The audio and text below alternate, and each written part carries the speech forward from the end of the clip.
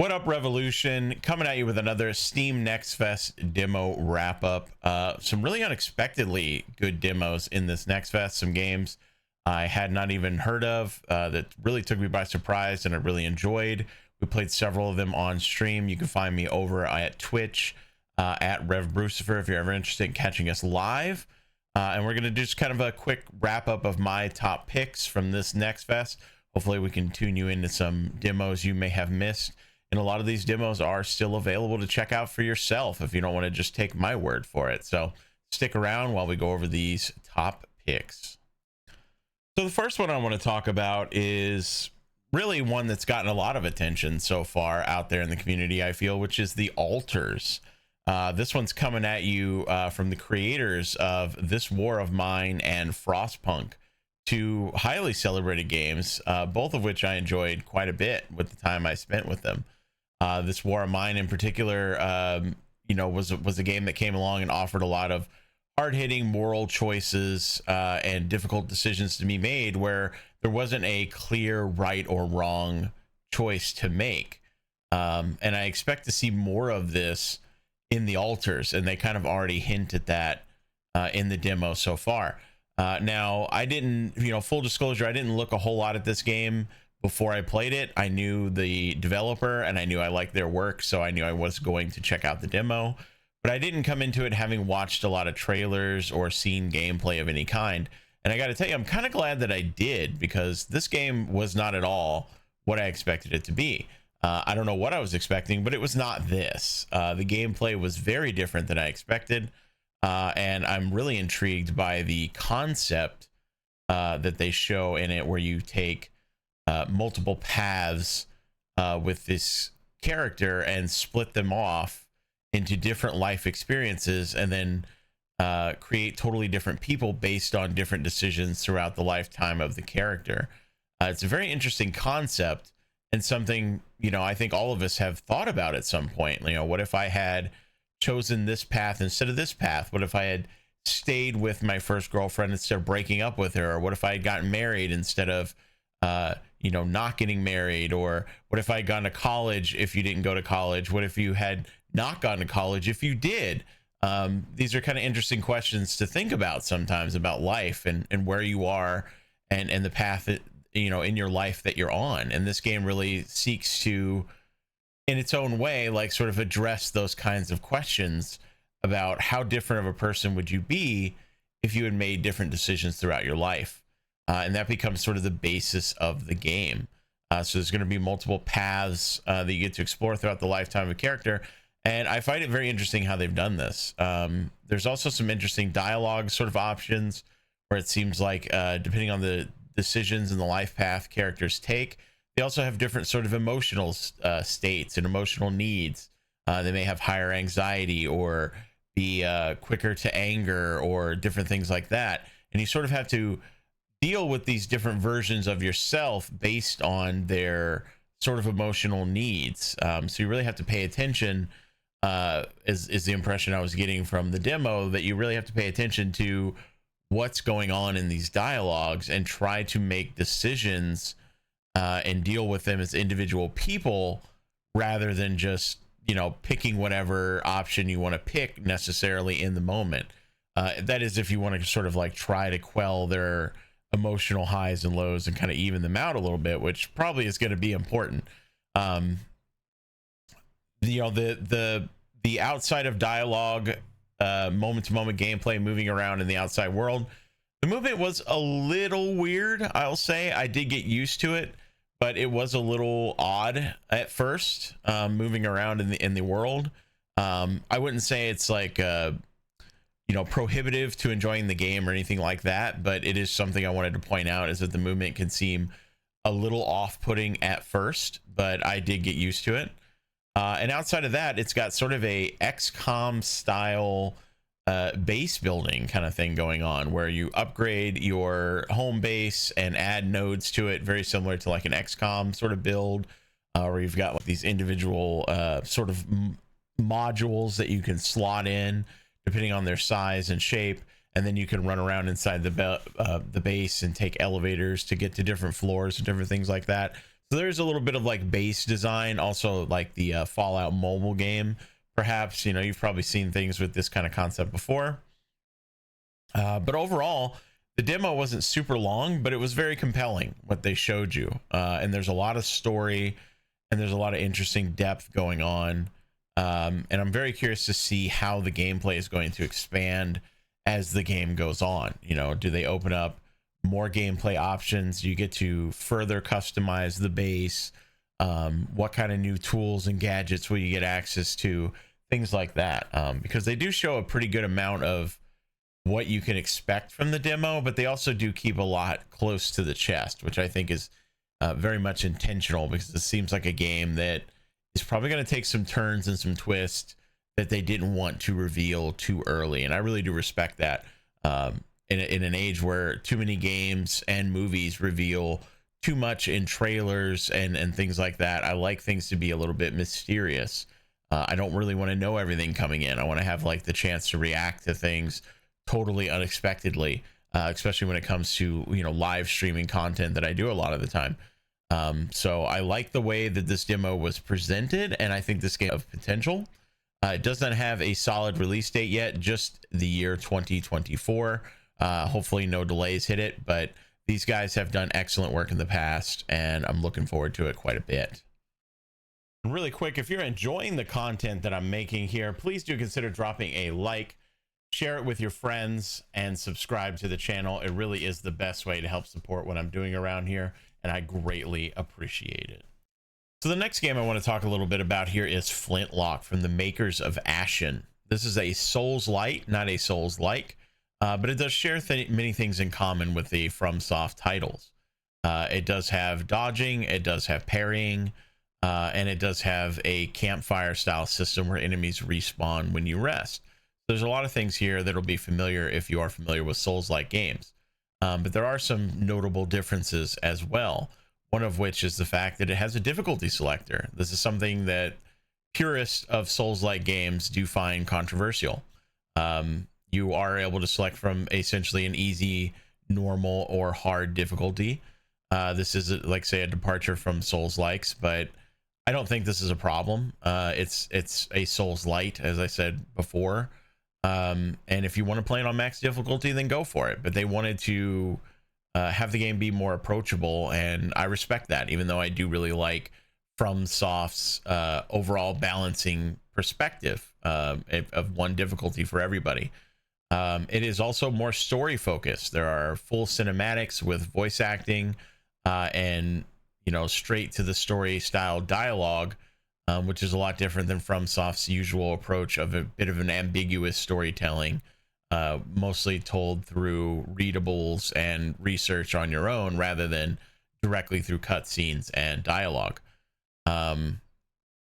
There is parrying in the game and a break bar somewhat akin to a Sekiro as well, which I thought worked pretty well. I did think the parry could use a little more feedback and a little more punch to it, but it did work quite well.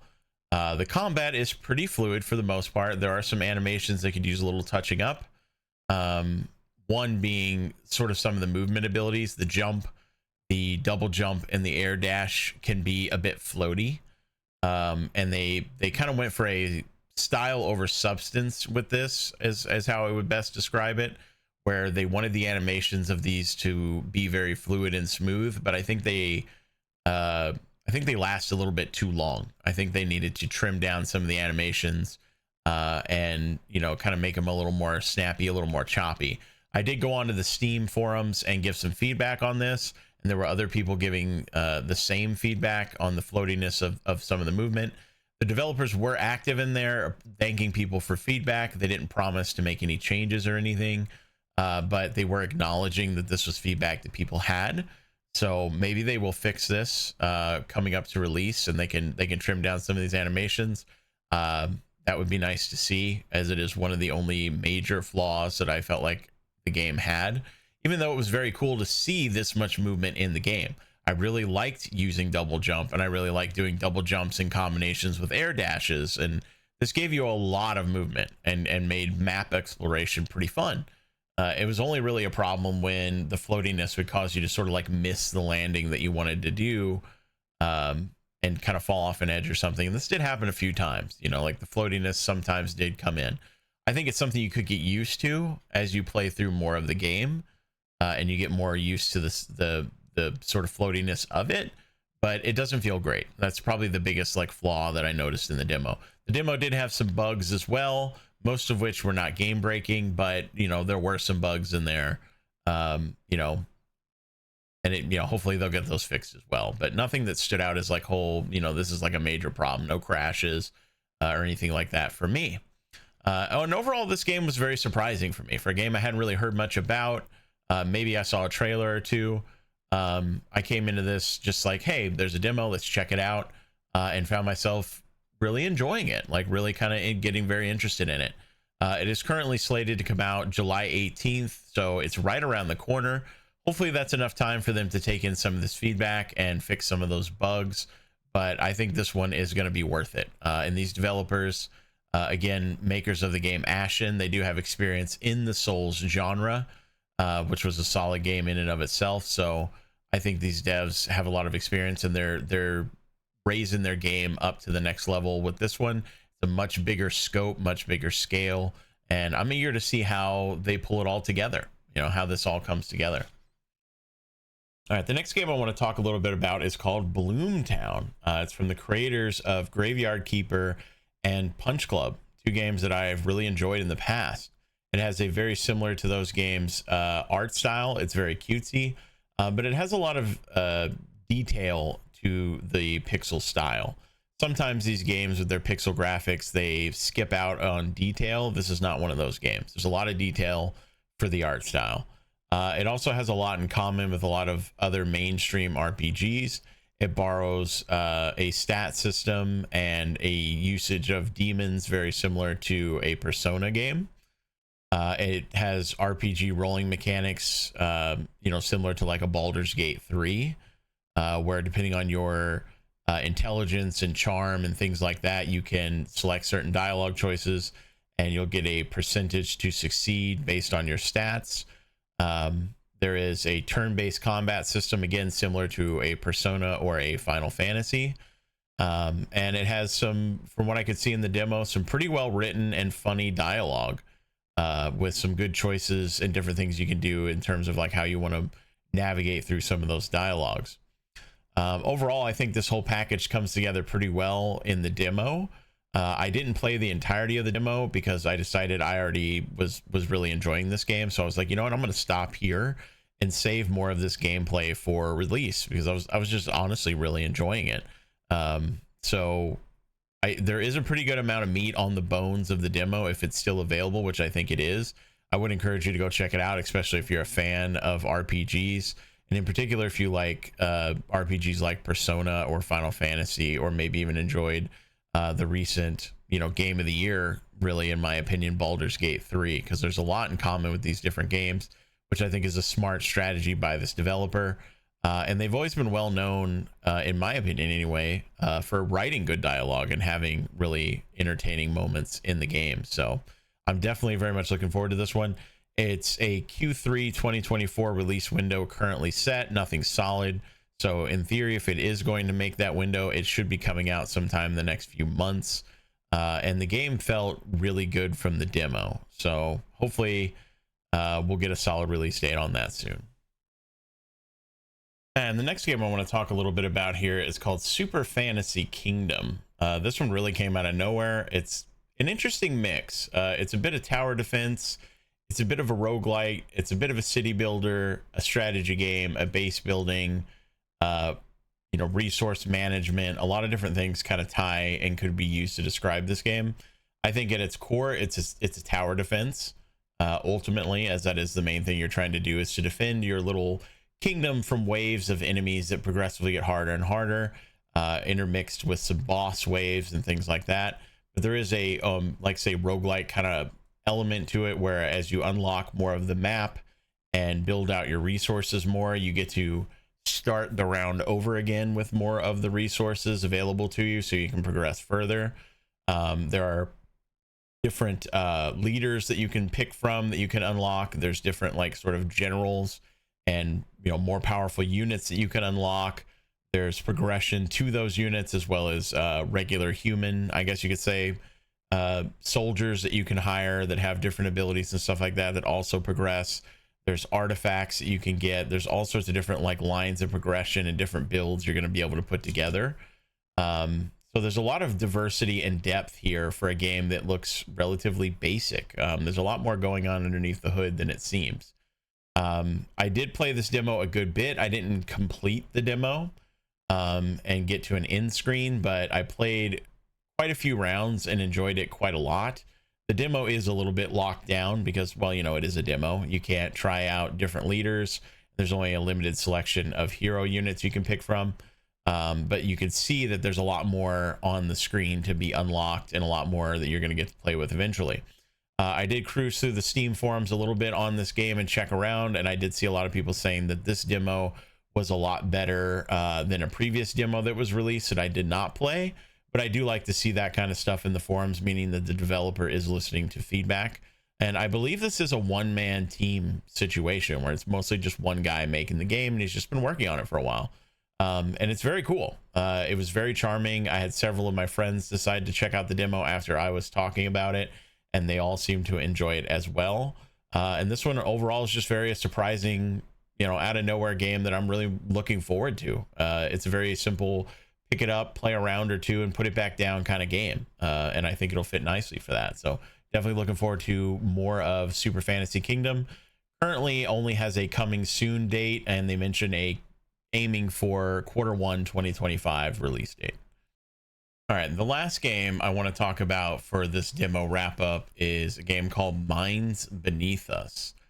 This one for me is a little bit different than the games I usually enjoy. It's almost a visual novel esque kind of game. It's mostly narrative driven.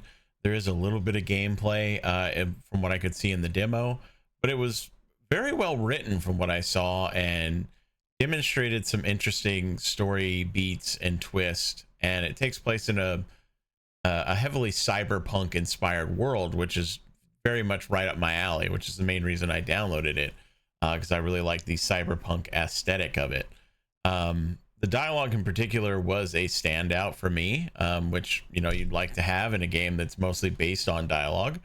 But the thing that stood out was not just that the dialogue was well written, but the choices that you could make were very good ones. You know, you play a game that utilizes a lot of dialogue trees, something like a Baldur's Gate 3, and you want to feel like you have options in there that are interesting to you, and some options that, you know, not only correspond with how you might want to respond, but allow you to respond in ways that you perhaps didn't expect as well. And I think this game was hitting that pretty well. There was one scene in particular that stood out to me where you get into an argument with a neighbor, and you're able to sort of like break them down and call them out for some, you know, kind of sexist remarks they make. And, you know, they kind of come across one of those typical neighbors that isn't very considerate of other people. And you get to call him out on that, and really kind of just bust his chops about his general overall sort of like unpleasant demeanor, which I really enjoyed doing, because it was like, man, you so rarely get to call a character out on their BS, right? And they did really, really well here and allow me to sort of make these really kind of snarky comebacks at this guy in a way that I would like to do if it were actually me having the conversation, which felt really good. It was like, yes, that's exactly how I wanted to handle this, and a game allowed me to do that. Some comparisons I would make with this game might be like a Grifflands kind of style comparison. It's not a card-based conversational game, but it has a very similar kind of style to it, where it looks like there's going to be multiple paths and different ways to handle different situations. It does show a little bit of a single scenario and then jump ahead in the story, I think, a fair amount, and show you a little snippet from somewhere probably in the middle of the game. And both had very interesting story implications and sort of, you know, made me interested to know more.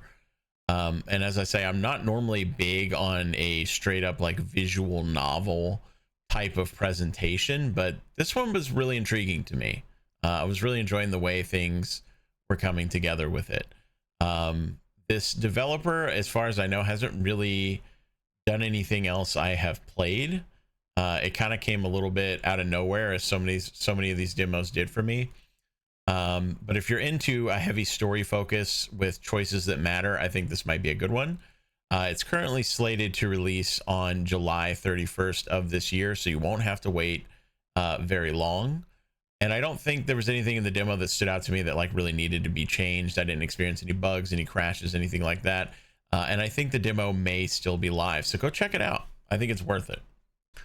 Hopefully you guys got some good demos out of this. If you enjoyed the content that I made here, if you decide to check out any of these demos for yourself and you enjoy them, or even if you didn't enjoy them, feel free to let me know down in the comments. I'd like to hear you guys' feedback on if you enjoy these demo wrap-ups and if they inform you of anything perhaps that you missed during Nextfest. And if you did get something out of it, then, you know, please drop a like, a comment, and subscribe to the channel so you can help support more of this kind of content. I like to do these demo wrap-ups. I hope to do more in the future if you guys enjoy them, and I'll catch you guys next time.